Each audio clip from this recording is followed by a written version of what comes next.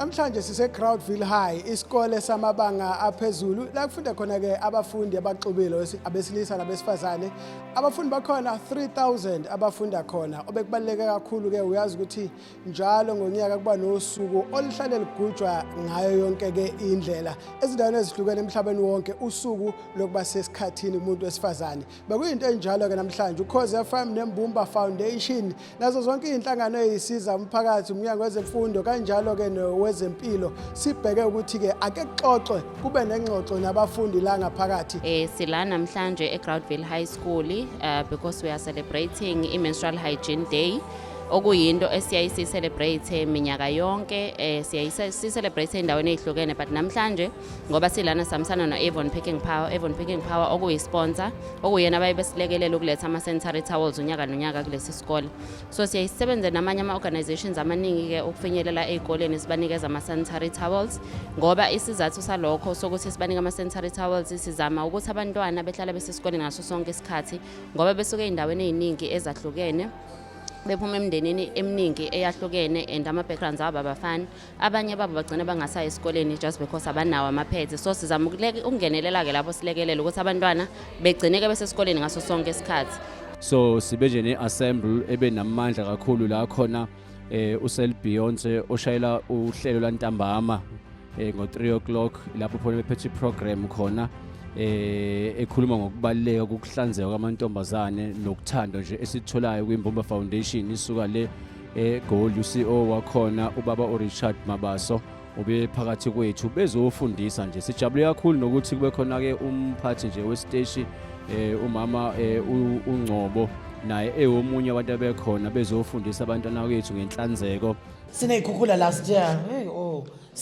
last year and abantu abaningi balahlekelwe imizi yabo belahlekelwe imizi yabo nje babefakwa ezikoleni noma emahholo uyabona and bahlala lapha nesikhathi esiningi abantu bakhona ngoba bahlala 3 months 4 months abanye bahlala half a year abanye bahlala abanye basahlala khona namanje and khona abantu besifazane lapha yana nezingane nani and awusahleli manje nomndeni wakho usuhleli nomphakathi wonke. So imagine mawusenzukwini zakho ake sikhulume nokubaluleka ukuthi how usidinga kangakanani space like it's private into private lane uyabona. So sibaluleke kangakanani thina as a school we are happy for this platform because isikole sethu sinabantwana about 3000. Yes.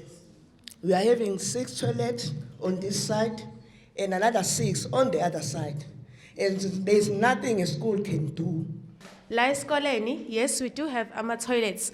But every time you find the toilets are occupied by abantu abaningi, what would hurt if we got private rooms as abantu besifazane, rooms we can use ukuthi sishintshe ama-pads or ama-sanitary towels during break time or any other time. Fine. So we really need private spaces for izimo enjengalezi. What happens if umuntu ungenela eklasini and uthi uya etoilet kugcwele can support kugcwele nakhona? What happens then?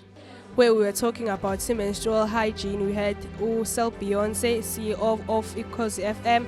We had Imbumba, Babu Richard Mabaso, who is the CEO of Imbumba. We also had Avon, Department of Health, and also Department of Education.